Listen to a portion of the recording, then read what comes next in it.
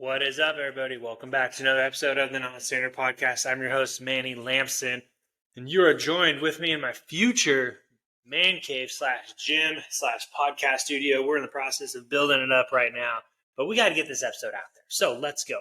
I'm joined today with Brandon. He's a 22-year EOD badass, and what we talk about is tons of just leadership tips and tricks that he has experience from, I have experience from. We put it together in this great episode just for you guys and gals to go out there, accomplish and conquer and go forth, become a better leader. With that being said, if you like anything, just save, share, like, and follow. That's all I ask. It's pretty simple. It's super easy these days. If you're on Spotify, YouTube, Apple, whatever, just share it. Tag somebody in it. When you share it, let them know, like, hey, you got to listen to this. There's some good stuff in here. Again, I started this January 1st, 2024 with the goal of only doing a couple episodes a month. I'm on track to do one episode every week just for you guys. We're almost halfway through the year, so that is amazing, and I love it. It's freaking fun to see just you guys get out there and just listen to some episodes and give me some feedback. So keep it up. Let's go. Make sure you have a notebook and pen with you because you're going to do some learning right now. What is up, everybody? Welcome back to a Memorial Day edition of the Non-Standard Podcast. And the reason we jumped on this one today is I've been following, just like you heard in the intro, Brandon for a while on LinkedIn, where I saw his leadership posts just catch my eye, and it's been great to watch what he throws out there. And we're setting up a time, and this is just one of the days I worked, and we're gonna knock it out and crush it and have a good time. But without further ado, man, let's get this show on the road, Brandon. All right, so we're gonna start with the 3 H's: hometown, hero, and hardship. Let's go. Thanks for having me on, Manny. I've definitely been following you on LinkedIn too. All the great workout posts and all that motivation stuff you're doing down there in Dias. Absolutely loving it. Trying to get some of that started here as well. So get into those 3 H's. Originally from Portland, Indiana. Apparently, being from out west, you having a lot of Indiana Hoosiers on your podcast recently. Yeah, I think I've had 2 or 3. Yeah. So originally from Portland, Indiana, a small rural town, kind of bounced around East Central Indiana for a while until about 6th grade, got settled in there. And it was a small town, very, like I said, rural, and everybody knew everybody. And it was a great time. It was a little bit insulated. So once I joined the military, it was great to get some of those eye-opening experiences and get to know a lot more people from a lot of different cultures. Yeah, I'll jump in really quick on that. So growing from Northern California, I had that same experience. I called it living in a bubble, and I didn't realize it until I joined the military, because growing in Northern California, I didn't travel too much in high school. I didn't explore a lot. So when I joined the military, that was like whoa, this is life. Like, this is like when I moved to Spokane, that was the biggest city I'd lived in from Northern California was Spokane. And then that's when I also learned about rock music, because my roommate was like a huge rock junkie. So he would like quiz me all the time when we were in the dorms on like rock music, like Metallica and all this stuff. And anyway, so when I heard you say that, I was like, oh, okay, I'm not. And that's what the military brought to me, was that just outside my bubble comfort zone, getting in there. So, but yeah, anyways, you're good. Yeah, it's great. You just bring so many people from all over the country, all over the world together and get to know people. It's been a great experience. So we'll dig into those heroes. That was a tricky one. I really don't have really any specific heroes, but what I really do is I look up to people who like dedicated their lives to perfecting their craft and then take that platform and use it to better the world. So 2 people I've kind of been following recently is Arnold Schwarzenegger and Alex Honnold, the mountain climber from Free Solo. Really enjoying what they do. So some of the things I've kind of taken from them a little bit is just their desire and their vision and their ability to like really just outwork everyone else in their field. But it's not just that work. It's the fact that they're just so intentional with their time and their energy, and kind of really knowing that difference between being busy and being productive with that time. And then one of the things I really appreciated that I think translates over from what they did to us in the military is that they did an excellent job of surrounding themselves and building a team around them of people who are just as dedicated, but also relentlessly supportive to helping them meet their goals. And one of those things is if you watch Arnold Schwarzenegger's documentary that was on Netflix recently, he said you can call him a lot of things, but you just never call him a self-made man because it was that team environment that he put himself in. And then also, like I said, not just pursuing that craft, but using that platform to do something better. So both those individuals and a lot of others like them, they know they're part of something bigger. They find ways to use that platform, that fame, that money to add value to their community.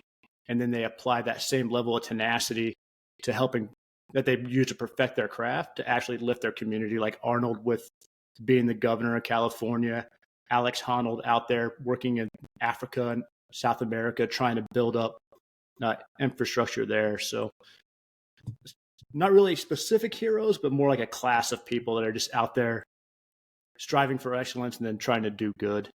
Yeah, I'll jump in on the Arnold, man. So I watched the documentary and it blew my mind. Like, oh, man. And I ended up reading his biography after Total Recall. And it's still like, oh. And the reason I love Arnold is, like you see in the documentaries, he didn't settle with when he was good at perfecting his craft, right? So bodybuilding, he got to the top and he was just like, I want to do something I don't know what I'm good at. So he goes into acting, right? And does that journey. And he gets pretty high up into the acting world. Yep. And he just goes, what else can I do to push my limits or try new things? And then he jumps into the politics, you know, and having no idea what to do. But he was really smart. And like you said, he didn't, and I love how you talk about, he surrounded himself with great people too. So in his biography, and I think in the documentary, he talks about a little bit when he moved to LA and he started real estate super early in his life. And he doesn't talk about that as much, but in the book, he talks about like that was his huge success because he was buying property in Santa Monica, all these places like Utah, and just like before it was even popular. And that was like a side hustle for him, you know? Oh man. And I just love his path. And he still does it to this day. Yep. Like he's still out there being an advocate for things that he's passionate about. So the book was really good. I really liked it. There's another his audio book. It's like the 7 successes to life that he has. And he narrates it. So whenever my kids get on my nerves, I'll be like, hey, I'm going to put on the Arnold podcast right now. We're going to listen to Arnold in German in his accent. They're like, no, please don't. But that's what I took away from Arnold too, was just his relentless, just to do something new. Because he could have stopped so early in his life after bodybuilding. And I didn't realize how early he was in the bodybuilding career and in general. He really put it on the map, which is pretty crazy. In those I think it was late 80s, early 90s. I don't think it was before then, but and I didn't realize that. And then he obviously created the Hummer too, like the vehicle, the Hummer, which was a crazy story there. It's just, like he's just always curious. Curious is another word that I've heard people say too, of just things that are interested to him that he learns about. Like he's learned a lot about cigars and all these other things that he does. But I like how you have that, like, hey, not like the heroes, but people that are just like up there that you're striving towards. And that was really cool. Yeah. Yeah. A lot of good stuff there coming out of both those individuals. So then hardship. I've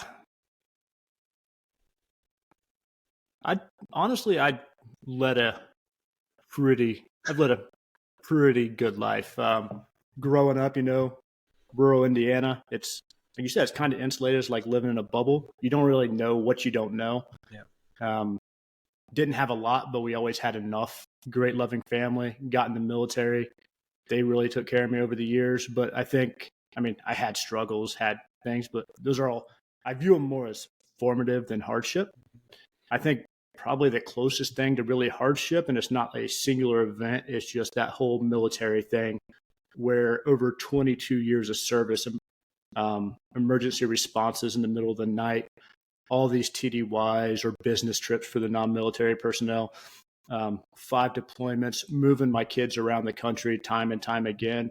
I think that's probably the biggest like long-term enduring hardship, is just trying to figure out and balance what I'm trying to do in the military to serve my country, but also taking care of the family, because they stuck around, but they really didn't sign up for that. So trying to balance that and make sure I'm there for them as much as possible.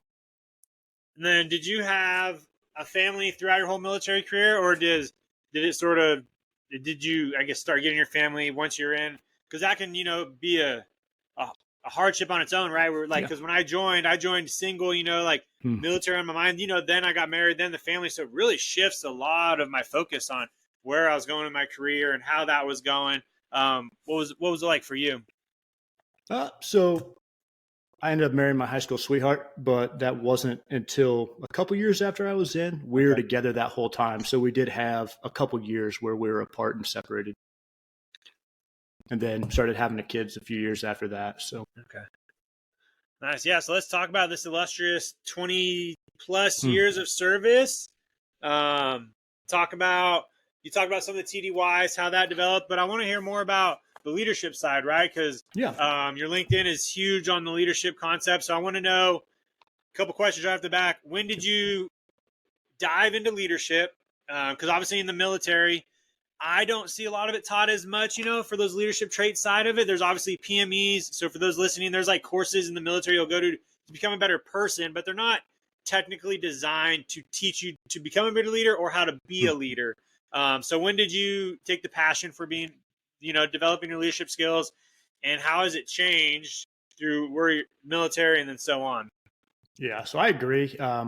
We definitely need to find a way to push that leadership training down to a lower level. We definitely get more than the civilian sector, but we could get it earlier and more often. So I think that's great that you're putting this podcast on to help generate that enthusiasm there. So I think when we look at leadership, I got lucky. I kind of lucked into the explosive ordnance disposal career field. And I would say that because of the nature of our job, we're operating in small 2 to 3 person teams out in combat environments.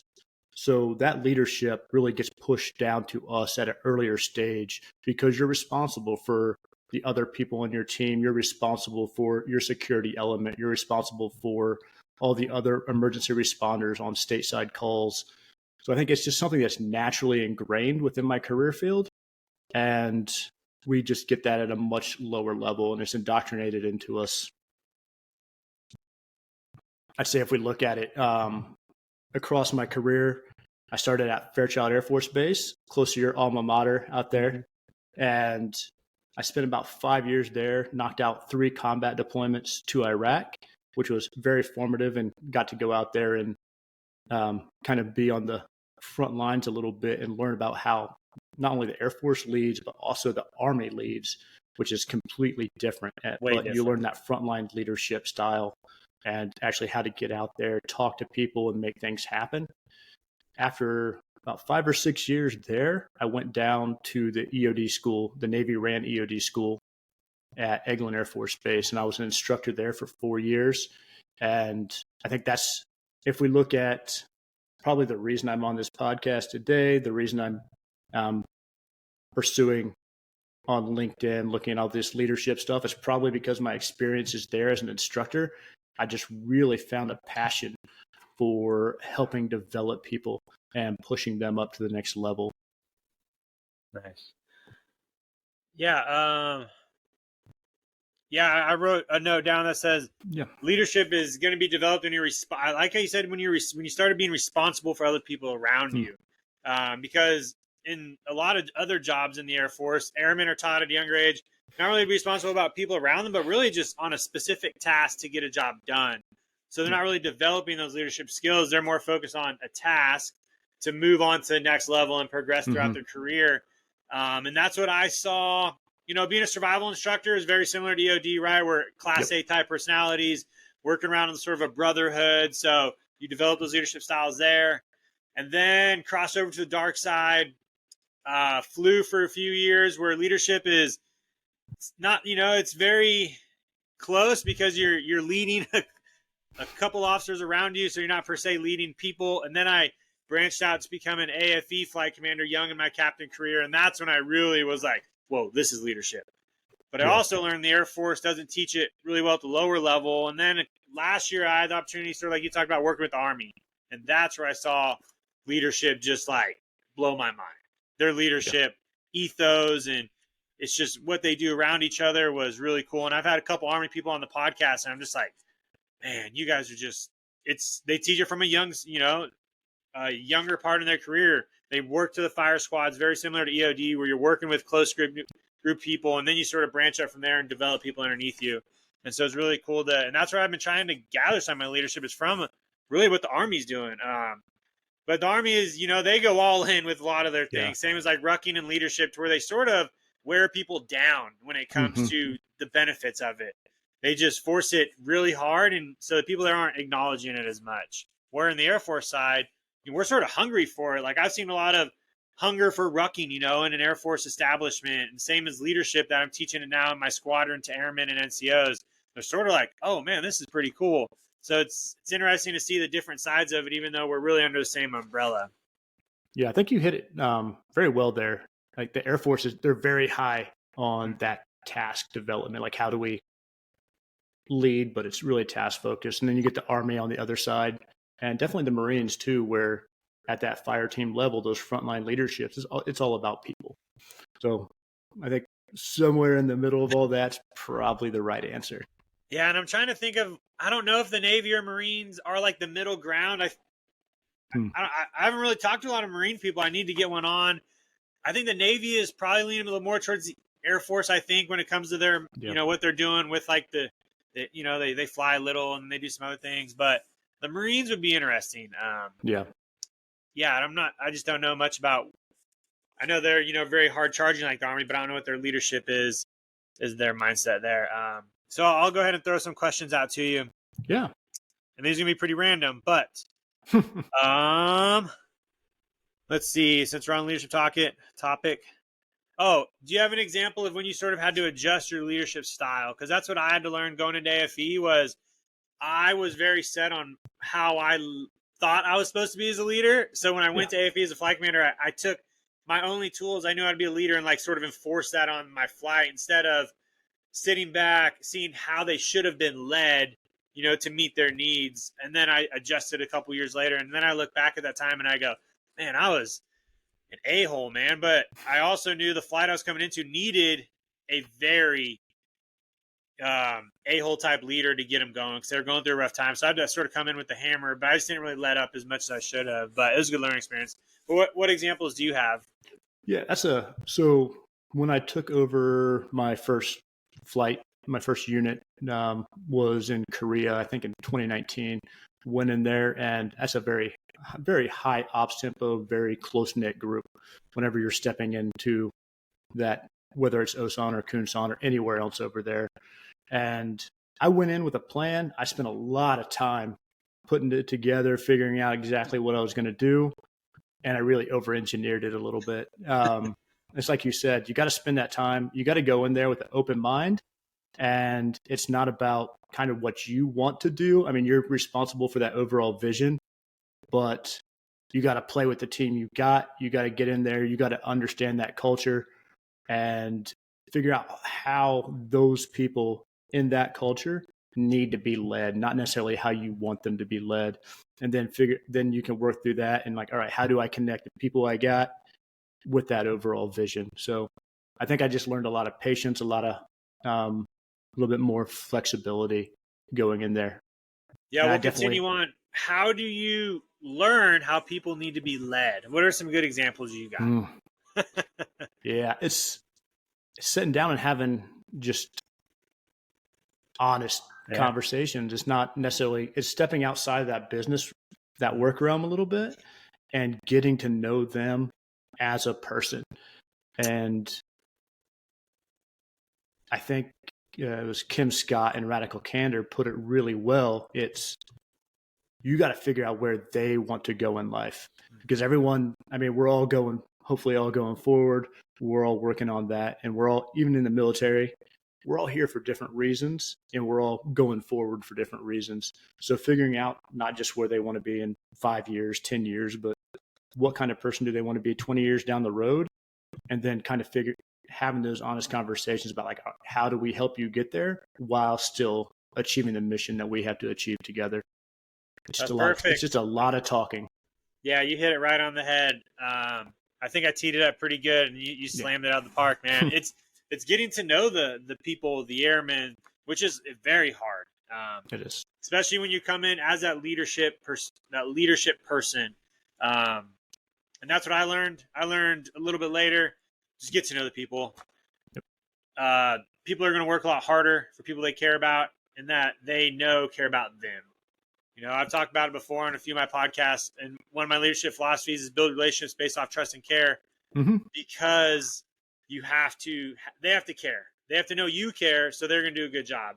There's a lot of problems I've seen throughout my career where if you did like the 5 whys and you dug down, like, why'd this happen? Why'd this happen? Why'd this happen?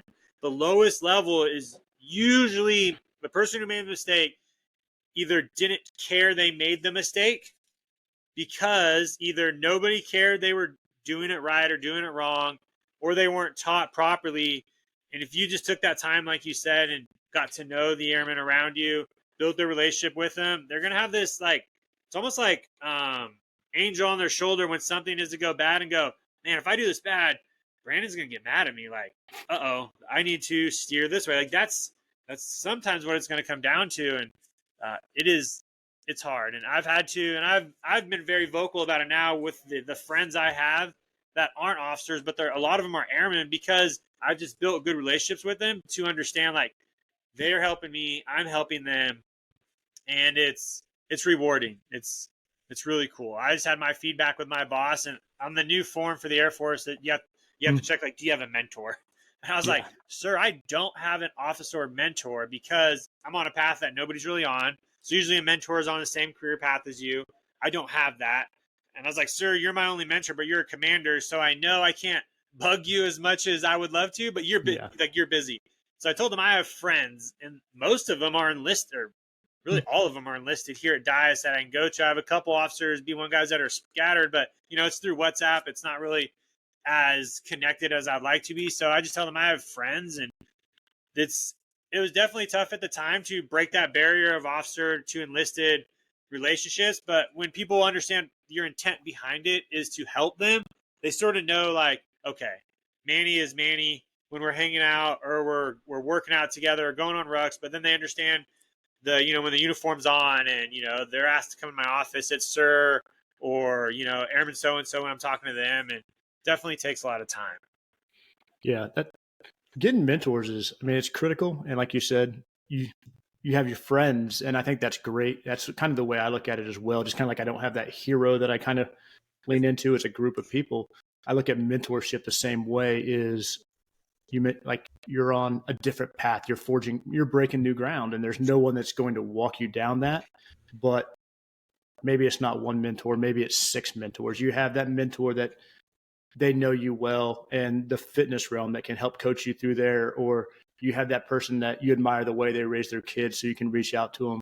I think that's the key. Is like, I don't like to put all my eggs in one basket, so I'm not going to follow one person through all that. So I think it's figuring out those people that you can relate to and that you look up to in those different facets of life, and pulling them in when you need them.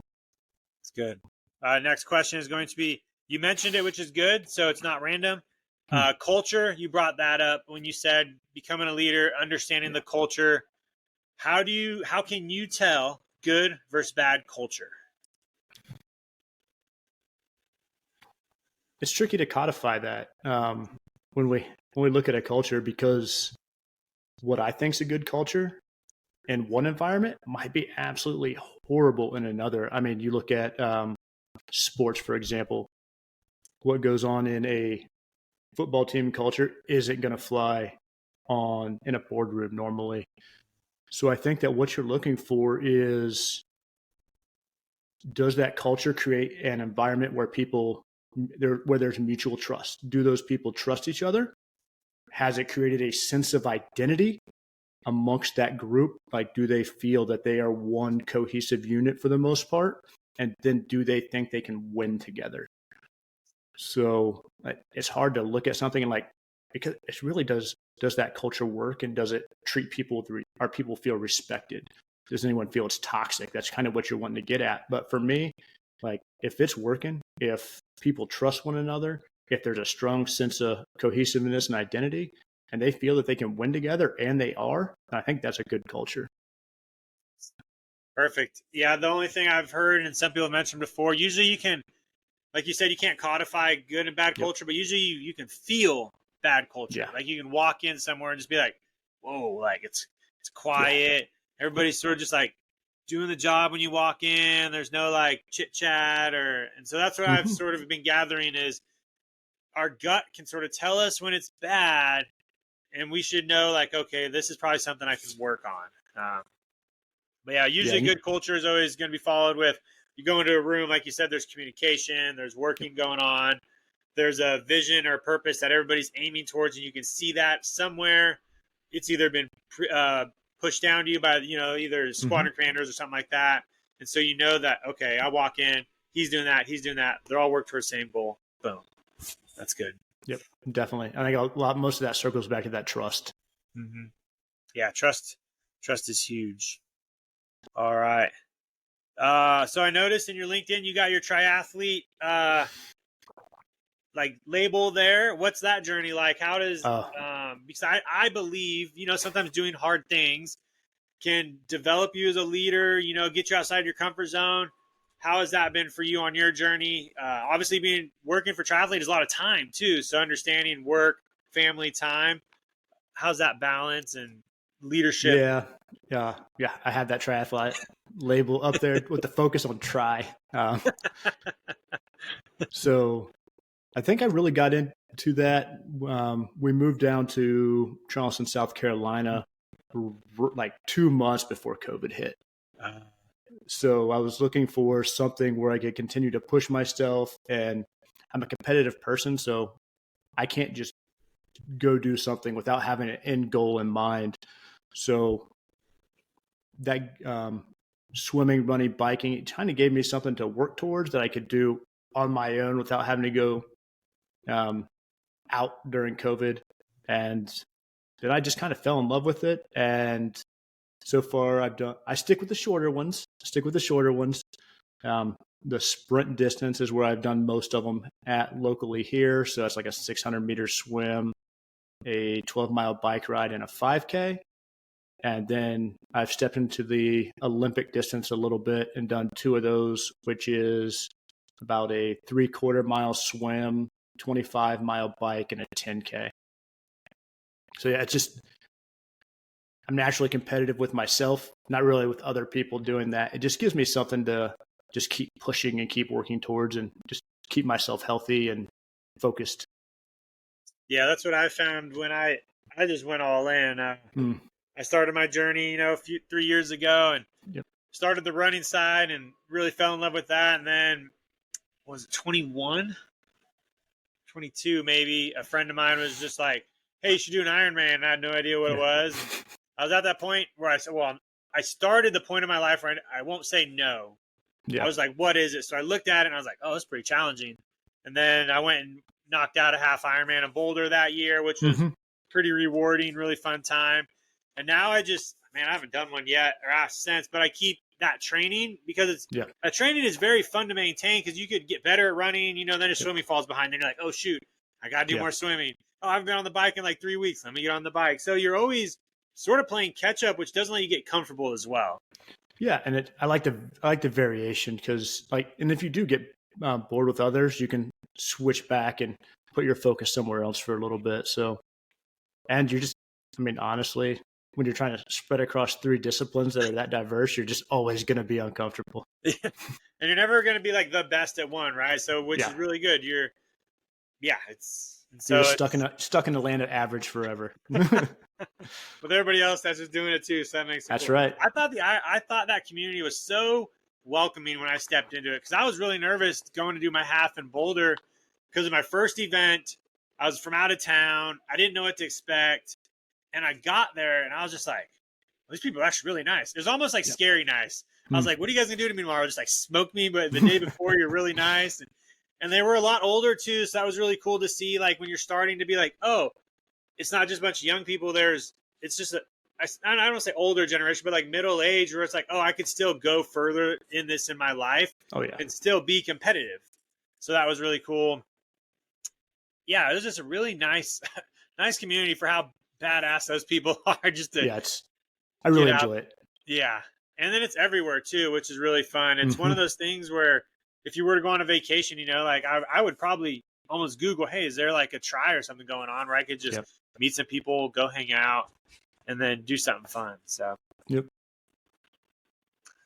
all right, let's see. We're going back in time here. Why did you join the Air Force?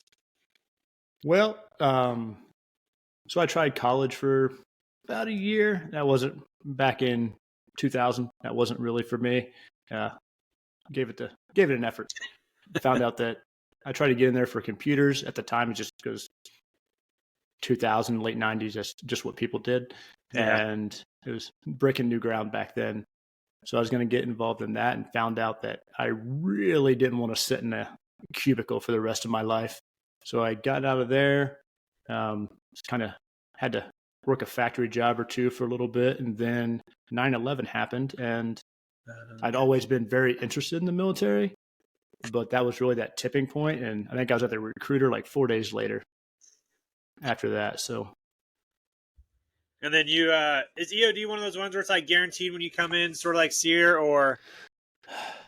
it was at the time, but I really didn't know what it was.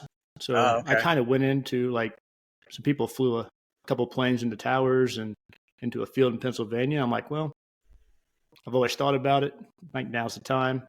And so I went to MEPS and took all the tests, and they came back and they're like, well, you can do EOD, you can do weather, or you can do intel. Like, I've already decided I didn't want to sit in a cubicle or an office. So like, what's this EOD thing? Like, something about explosives. I'm like, all right, let's give it a shot. And that's really all I knew when I signed on the line. Luckily, it worked out well, and I really ended up enjoying it. Yeah, I got some good friends here at Dias that are in the EOD team here, and they've been pretty fun to work with and do some cool things with. So you're out of the military now, right? No, I'm actually still in. That's what I thought. I was trying to piece it together the whole time, but I'm like, maybe let's see. I'll take a guess here. Let's do it. Yeah. So I'm probably looking at retiring probably next August, September timeframe. Okay. So family's starting to put down roots here. My daughter just graduated high school, going to be starting college. Other kids are in high school. So like I mentioned, that's kind of like that one hardship that going all the way through the military career is trying to balance that military and family life. And at a certain point, the return on investment just not there anymore, and got to put the focus back on the family at this point in their lives. So what's your plan after? Yeah. Working on exploring that. So wrapping up, I'd love to stay in somewhere in the leadership development realm. Okay. Like I said, I fell in love with instructing. I fell in love with teaching. Really gotten on the leadership side, wrapping up my master's in organizational leadership this month. And I'm going to start putting some feelers out in the local community and see what they're looking for here. And hopefully I can land somewhere in that leadership or organizational development field. Nice. That's cool. I like that. You'll have to keep me in the loop then. So, all right. If you were to provide some new young airmen some leadership tips, what would you tell them? As let's just say it's an A1C, get into your shop. They're getting ready to go through 3 levels or their CDCs, whatever they call them, and you just want to provide them some sort of leadership trait or techniques. What would be some easy things you would tell them to not overwhelm them? I think probably the first thing is that we kind of really got to figure out what we can control and what we can't control. I think one of the things, I heard this at a symposium once, it's really resonated with me, and I was kind of doing it before, but I really stuck to it after that, is when you encounter a situation, you've got 2 choices. You can either accept it and move on, or you can just fight like heck to change it. And I think that's where, like, from a leader, you have to understand, like, I'm going to pick my battles. I'm going to put my time and energy where I can actually create value. And like, I love having, those conversations where you sit around like, we're going to solve all the world's problems, but we know what they are, that those aren't going anywhere. So those can be fun, but you got to be careful that you don't get stuck in those areas and that they become distractions. So figure out, like, am I going to accept this and move on, or am I going to really fight this and then figure out like, all right, this is where I'm going to put my time and energy, and pick your battles. Yeah, the pick your battles is a good one. It's hard too, especially when you're younger and you're trying to develop your leadership or get yourself known. You're probably going to choose a lot of battles and then get overwhelmed. And I think that's the problem is that when you pick too many battles and not only do you get overwhelmed, but you start to get a little bit disenfranchised and you start to lose hope because you're fighting battles that you're not going to win. It's great. You got to have some of those passion projects, but when you pick fight after fight that you're just spinning your wheels, you're going to lose hope. But if you pick the right ones and you get those wins and you're out there creating value and making a difference, then the military is fairly heavy bureaucracy, but you can get a lot of empowerment and agency by picking the right battles and getting those wins for yourself and your team. Yeah. A couple of things come to my mind is say yes to what's going to benefit you. In the business world, it's huge. I hear a lot of business people talk about it. Take on tasks that's going to benefit their business. Instead of just a bunch of tasks to get busy, it's almost like saying no to things that aren't, but say yes to what is. And then also control what you control is a huge one as well. Understanding there are things that you can control that you sort of said, I'm going to go all in on, or there's things I'm not going to control. I'm just going to pass up on like right away. I'm not even just going to I'm not going to put a penguin on that iceberg, right? That penguin is going to focus on something else. That's good. Yep. I have people come to me with issues they're worried about stuff that's real high. It's like, the only thing I can do is help you write a letter to your congressman. That's like way up there. It's like, we're not going to pick that fight today. It's like, I just need you to show up to work on time, do your job, not get in trouble, and then we'll work on other things. Yep. So that'd be my biggest one is pick your battles. Either accept it and move on, or get in there and fight like heck and create value where you can. Nice.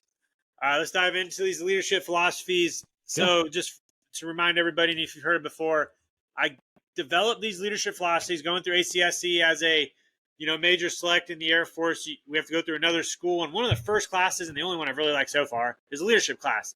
And the prompt is you're about to take command. You have 2 minutes to give your philosophy to the previous commander or your boss on how you're going to lead. And the past 3 years, since I've been diving into leadership, I was like, oh, this is perfect. So I developed my own leadership philosophy, and it's based off sort of 4 pillars that you have to sort of do one before the other. Lead by example in all you do. To be selfless, you have to be selfish. Build relationships based off trust and care. And then challenge the road in front of you by getting comfortable, getting uncomfortable. So those are the 4.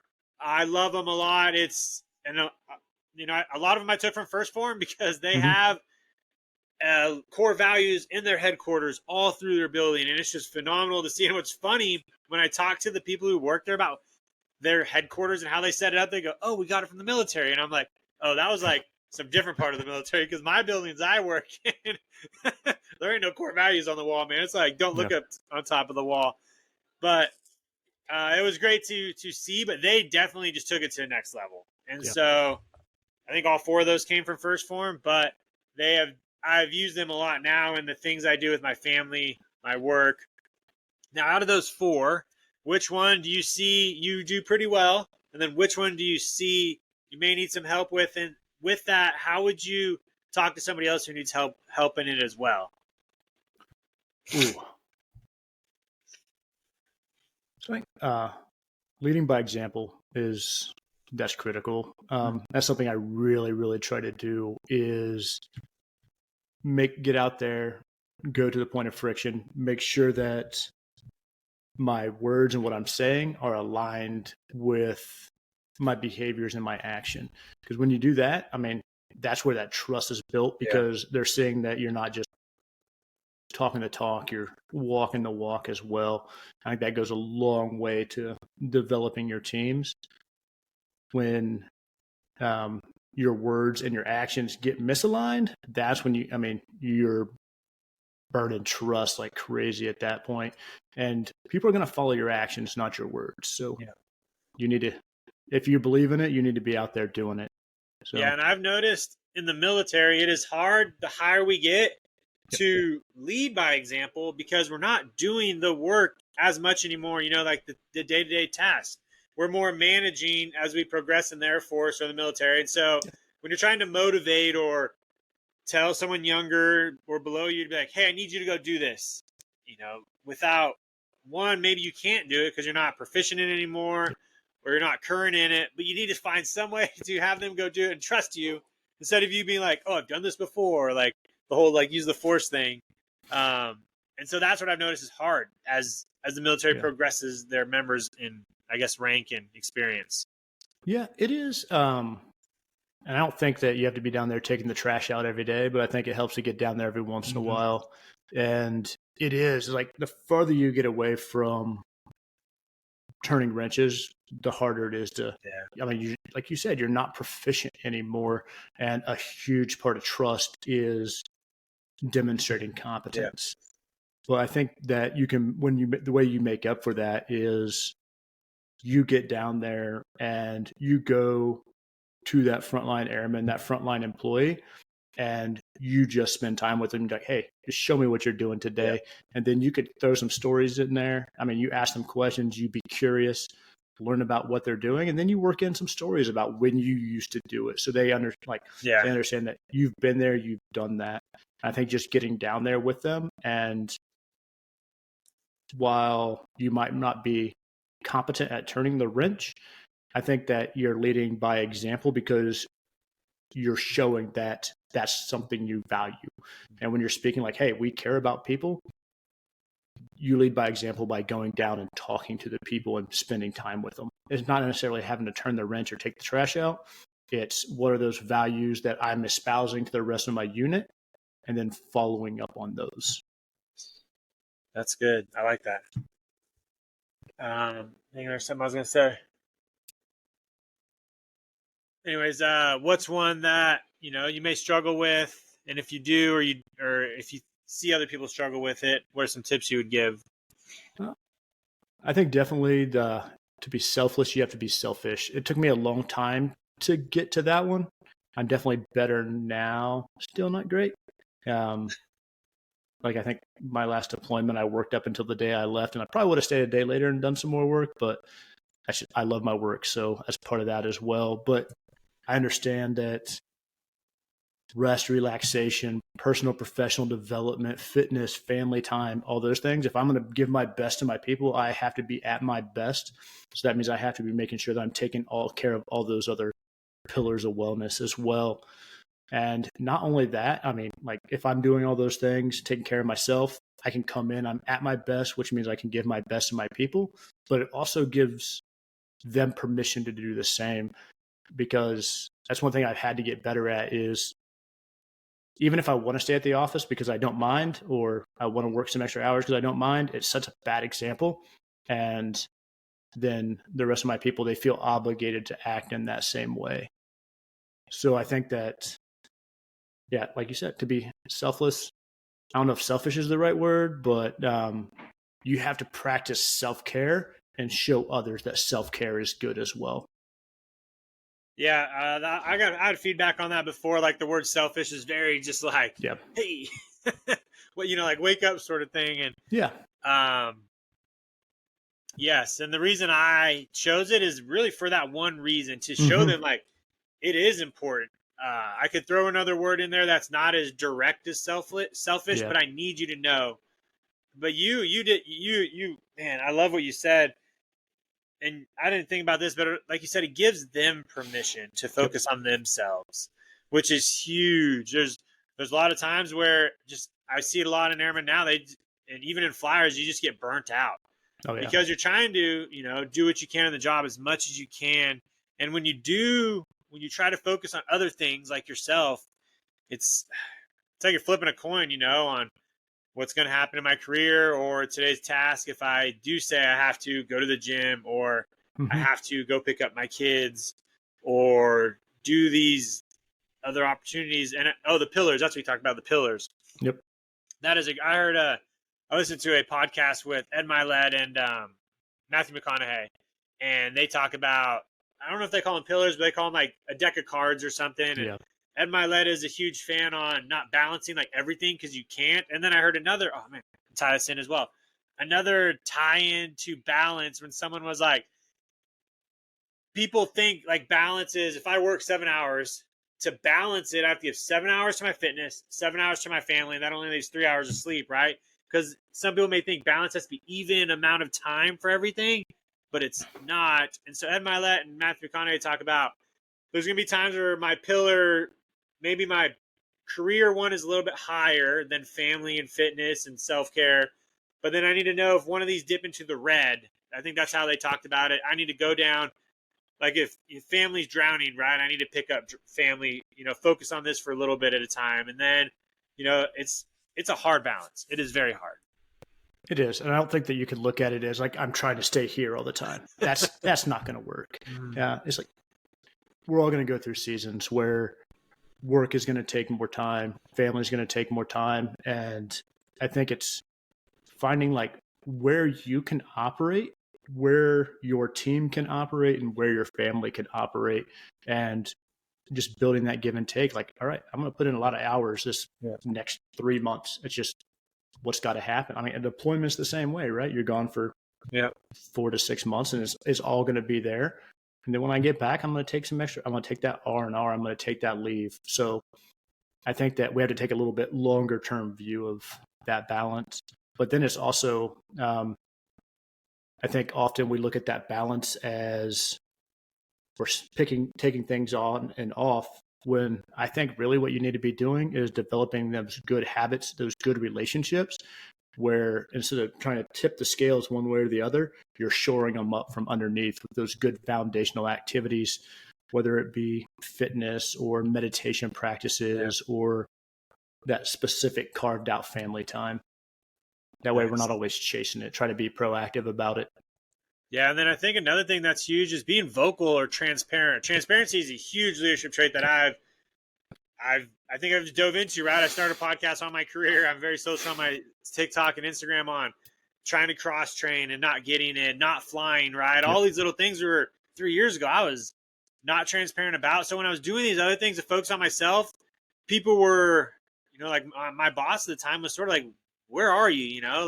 What are you working on right now? Do you care about this? But I wasn't transparent enough to let him know. And if I would have, he would understand like, oh, he's just trying to balance this out or work on that. So that's where I think transparency becomes huge into balancing things. If you're open with those around you, they will understand why you're picking up your kids today, or why you may take your lunch break to go exercise, or why you do these other things for yourself. Because in the long run, it's just going to make everything better. And that's what I've noticed when I went all in on myself. I just, my wife thought I was crazy. She's like, what are you doing? Yeah. But I needed it though too, because I put a lot of balance in the work life. Fitness was average, relationship was average. And then once I took care of myself, I just saw these other ones. And sometimes when you focus on one pillar, the other ones are going to move up, which is really cool to see. And I relate fitness to most of it because it's one where you get a lot of, what's the word? A lot of give back too, like you get back a lot when you focus on your fitness one in other areas. So I saw that too, where I wasn't just like, oh, I'm just focused on my fitness. No, when I was focused on my fitness, my work habits were better. My relationship was better. And that's where you're talking about establishing routines and all of these to just sort of pick each other up too. Exactly. Yeah. And if you get in there and spend quality time, and like, if you know what you're doing, you're competent and confident, and you can get in there and get 8 hours of work done in 5 hours, and spend that 5 hours doing something else. Yeah. And then I think what I also notice is when you do focus on yourself, the people around you take advantage of that time too. Like my family started exercising with me. My kids started reading with me. So those habits sort of get pushed around you as well, which was really cool to see. Just going to plug this bad boy in really quick. Are there any traits that you saw on the list that stood out to you a little bit more than others?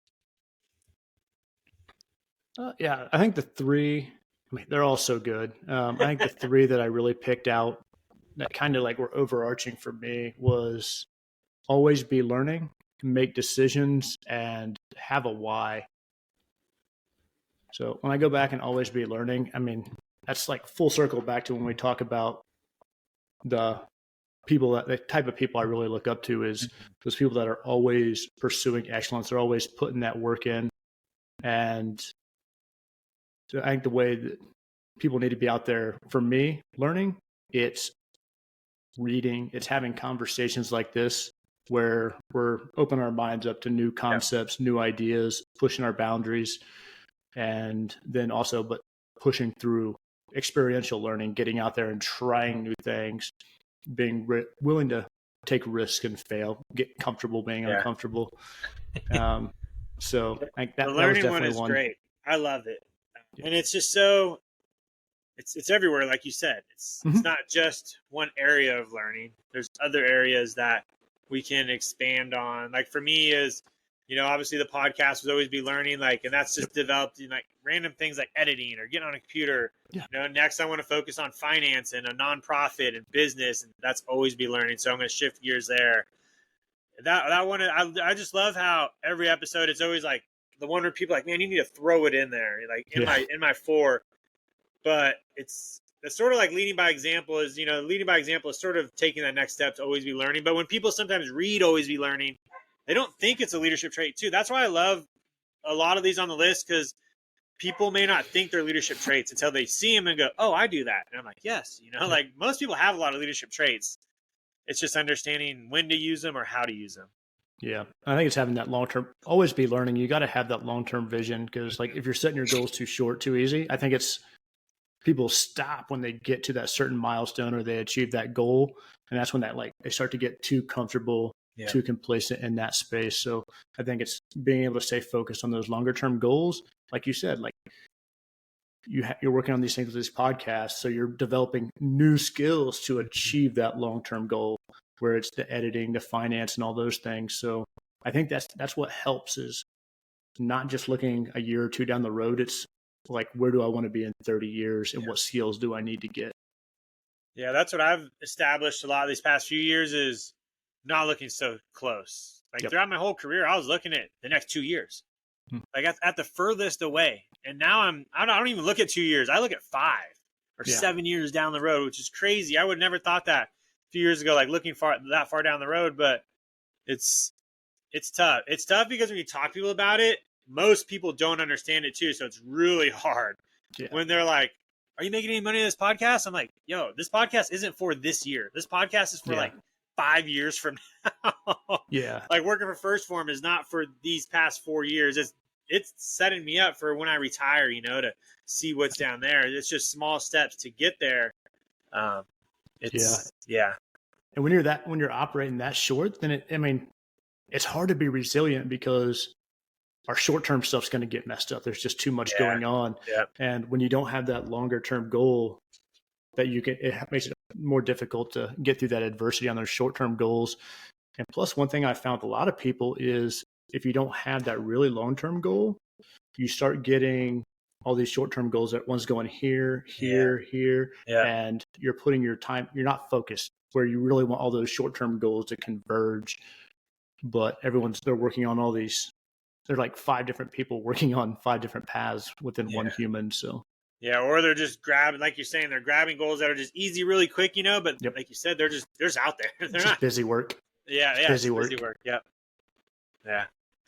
What did you said a couple more after that? Make decisions. I think that's where a lot of leaders really get derailed. Like, I think I go through here. You could do every one of these right, all these ones that you listed, but if you're not willing to make a decision, it doesn't matter. And I think that's what they do. They put all this effort in. They get all these leadership skills. They read the books. They have great intentions. They have the people's best interest. They understand the vision. But then when it comes to make that decision, there's something missing, either in that competence or that confidence, and it just brings them to a standstill. There's a couple things I know that have tripped me up every once in a while, like imposter syndrome's huge. You got to deal with that. Like, I'm not the right person for the job. I don't have the expertise. Should I really be making this decision? Then maybe it's a lack of training and experience. You touched on that earlier, is maybe they weren't developed for that position properly, and they don't know actually what to do.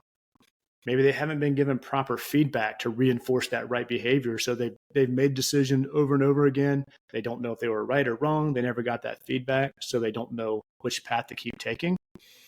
I think most of those are things that we have to either, we can't really go back in time, so we have to develop moving forward, but we can definitely develop them in the people around us and that are following us up.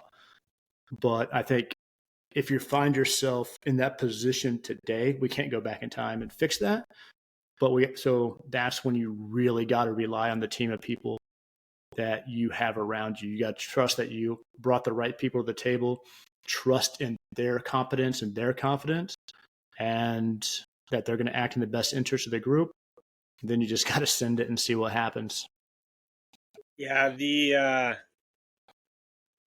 decision making it's tough, but it always ties me back to when I look at all the leaders in the military. A lot of people, even I was always like, why are they always flyers? Like, why are these flyers always at 4-star?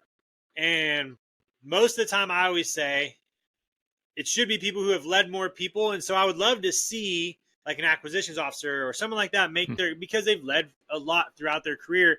But it always ties, and being a flyer, I see why, because we are put in a lot of stressful situations flying to make decisions quick. And that's where that's always the apple that is shinier on the flyers when it comes to, like, no offense, like FSS officers or, something like that. It's just, that is usually the one where it's like, but the flyers can do this. It may not be the right one or but they're going to make a decision. Yeah. And also what I've learned is the flying side does really good on feedback and debrief. Mm-hmm. That's what I bring to every squadron I go to and every flight I teach is the feedback and debrief session. Because that's not taught really at a younger level, how to have an appropriate debrief with, because it's always like a supervisor to a peer in a lot of the airman ranks feedbacks. And the flying side, when we're in a mission debrief after a sortie, I've been with the base commander on a sortie where I was the mission lead. We came back to debrief and I was like, I still called him, I didn't really call him by his call sign, but I was like, sir, like, hey, you didn't do this right. And he was like, copy. Yeah, cool. Like, that's what I learned in the flying community was the aspect and the purpose of a debrief. You go in there, you fix what's wrong, you don't do it next time. And then everybody's, then you just sort of break. And that's what I try to bring to a lot of the other communities that don't have it. Like when I went to TAC P selection, we had a night where we went through a lot of leadership stuff. And we had a long night just to sit down. And I was like, you guys, let's do a debrief. And some people are like, what's a debrief? I'm like, we're going to sit down. We're going to go through the mistakes we did. Each of us in a circle, all 26, or we had 16 of us by then. We're going to talk about one good thing we did bad, one good thing we learned from, or just debrief to it. No hard feelings. If you saw somebody else do something and they're like, oh, that was pretty cool. That was useful. And I was like, man, and so that's where I see, what were we tying this back? Oh, the decision-making. Sorry, tangent, but the decision-making from that side. Yeah, that's definitely something I've experienced, like in that explosive ordnance disposal career field. Like that bomb's not going to disarm itself. At some point, you're going to have to make a decision, and it could be a life or death decision. And after a while, like you get that experience, and you get some level of comfortability making hard decisions with incomplete information, and just trusting that you and your team got it the best you can. Yeah, and I like how you just tied in the competence and confidence as well, because if you've done it all you can in those areas, usually the decision will be pretty good. So let's do one more and then we'll finish up with the book. So have a why was the last one I picked there. And I mean, I think having a why, like, pretty universally accepted that people need to have a why. Organizations need to have a why as well. But I touched on a little bit earlier that I think a lot of people look at that why too myopically, too short-sighted. So it's going out farther, not just like what I want to do, but kind of like who I want to be 20, 25, 30 years down the road and kind of working back from there. And I think to do that, you got to understand your own value system as well. And like I said, who you want to be, what do you value? And then I think that why, that's just like one piece of it. I think there's really three things that to get a good why in an organization. It's your personal why, your own vision and values, and then understanding your people and their why. Everyone's going to have like we said earlier, everyone's going to have a different why. They're here for different reasons. They have different dreams and hopes in the future. And we need to understand those so we can dovetail that into the organization, which we also need to understand their why and their vision, because ultimately that's who we're working for. And we're trying to influence everyone around us towards that vision. So I think if you look at those organizations, those cultures that we mentioned earlier, that it's because, and you have those high performing teams within those great cultures, it's, you have people that understand their own whys. They understand the whys of their followers, and they understand the why of their organization. And they found ways to bring all those into alignment. And if you can do that, you got something really special going on. Yeah, I like those 3 whys. That's good. Because it also helps somebody who may not know where to get a why sort of start finding it. Because that's sometimes tough to ask a lot of these younger airmen is like, why are you here? To go to college, or make money. Yep. But if you can tell them, I need you to find a why in these 3 areas, it sort of gives them a little bit more guidance to fine tune it, or just change and think like, oh, okay. And being in an OSS, it's really hard that I've seen from my commanders to push a why to the squadron, because you got 7 different flights under you, all doing a different job. And our why is support the warfighter, right? Because we support the B1s. And so very generic. So how does a commander push that down to the airman who's checking the helmets for the flyers before they go fly? And that's one struggle I've seen my commanders have. And I've seen, like the one I have now, he's crushing. He's doing a good job. And but he took the time to ask me, because I've been in the OSS for like a long time, hey, how do I get them to like understand support the warfighter? It's not just like a term, but that their job helps. And that's tough. It is. I think that a lot of times there's a communication gap, especially between, honestly, even between CGOs and senior NCOs in the mission. Sometimes it really exists. We don't know. So like I said, I worked in a factory for a little bit and really didn't enjoy it, but glad I got out. But I think we were making radiators for something. To this day, I still don't know what those radiators went to. And so I really didn't care, and I think sometimes our airmen have that same thing. They're just churning out a product. They're making a radiator and they don't know what it's going to go into. Yep. So I think if we could actually start piecing that puzzle together and helping, like, we're going to support the warfighter. This is what you're going to do, and this is what this is going to enable. And this is how many targets we're going to take out, or this is how many products, how much logistics we're going to deliver. These are how many people are going to be able to get through the gate. These are how many people are going to get their paycheck. I think we have to close that gap, help them close that gap, and understand that what they do really matters in a tangible way. Yeah. And then it helps them also make decisions quicker at their own level, because they know what the decision is made for. Correct. And this is going to tie, man, this is the super bluest thing I've ever said, but it's going to tie right into mission command, which is a huge thing in the Air Force right now. Oh, yeah. Because we just watched that video on the turn the ship around that the guy does, like on YouTube, where it's like a drawing.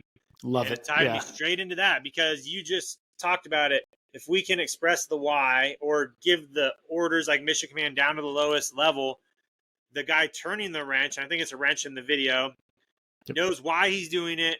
He can make the decisions for it. He doesn't have to ask, because he knows what it's tying into. Yep. Yeah. Exactly. That's my Air Force tie in there. So there you go. Love it.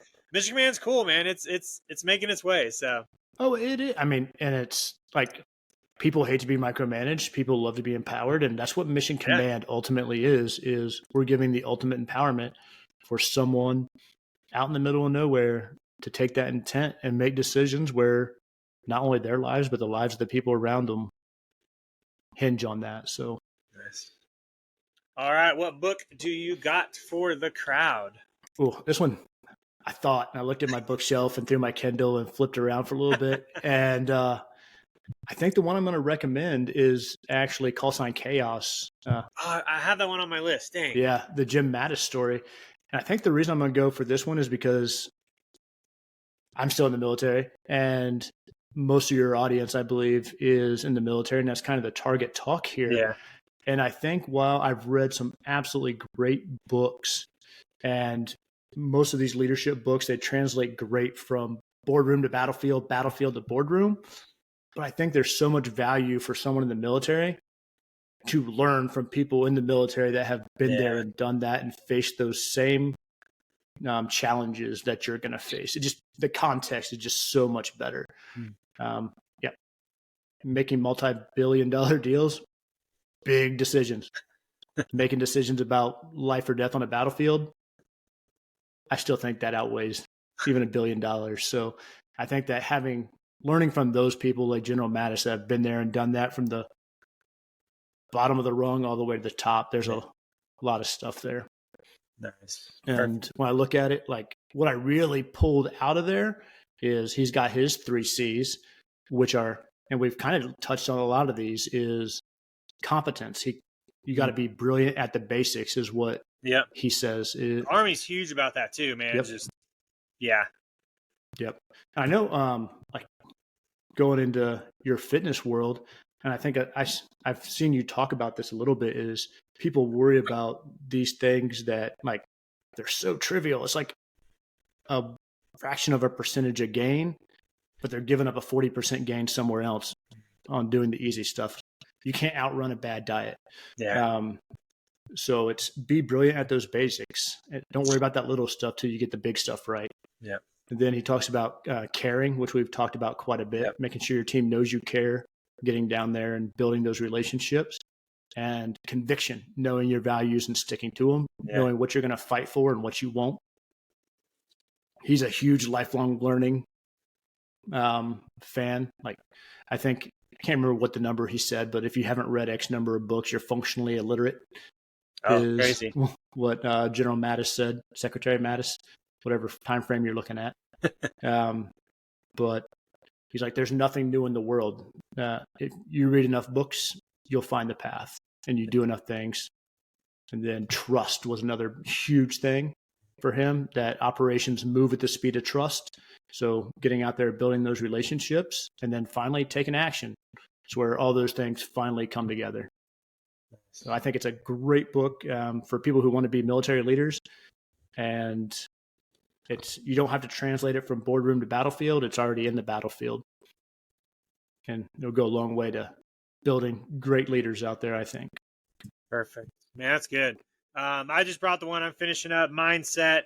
It's just a good book because it teaches you the decisions we make, the progress we're on, the growth we're on isn't obviously. It just talks about fixing a growth mindset. It really just breaks down those two. Most people would love to be like, oh, I'm always growth mindset, right? They, like, you read this book and you're like, oh, that's not me. That's not me. Yeah. But it's also good because she gives a lot of, I think it's girl. Yeah, I'm pretty sure it is. Gives a lot of examples on, hey, we have both of them in our lives. Just understanding when we make decisions, are we using a fixed one where we can move to growth? And that's what, and that's what I've developed a lot is these decisions. And we talk about decision making. Is my decision making based off of a fixed mindset where it can only be done this way, or you can't do this task because you only have this rank, or am I shifting it more towards the growth mindset? So yeah, the very tactical oriented book. And then you brought more like the leadership, it's been done, history, bring that in there as well. So yeah, I like that mindset. I think a lot of organizations get tripped up on that mindset. It's like you can have compliance or you can have growth and innovation. You can't really have both at the same time. So kind of figure out which mindset you want to have, and you have a little bit of give and take on the other one. Nice. All right. Do you have any last parting shots? Not really. I think I got through everything that I had here to talk about. I really appreciate you letting me come on. It was really enjoyed it. Really enjoyed the talk and getting to hear your perspectives on things. And no, it was great. I think we hit a lot of topics, like a lot. Yeah. I got a lot of questions done. You threw out a lot of pointers out there. We hit a lot of trades, which is great. Like, I want people to listen and just be like, oh, that's good. Just like anything else with learning, you read a book to get one, and Andy Frisella talks about it a lot. He'll read a book, get one sentence from it and use that. And that's what's great about podcasts and always be learning is if there's one thing you can take away and, go forth and add to your repertoire, that's good. So that's all it is. Just keep chipping away at it. Yep. One line at a time. All right, my man. I will. Is LinkedIn going to be the best way for people to reach out to you? Yeah, Okay, hit me up perfect. on LinkedIn. That's a Okay, great way sounds to good. do it. I'll drop that in the show notes, and then this one will be this coming up Sunday. I'm Awesome. excited. I'm pumped. Thank you for the time. I appreciate it. Of course, I appreciate you having me on. Yeah, hang out just for a little bit while it finishes. Yep.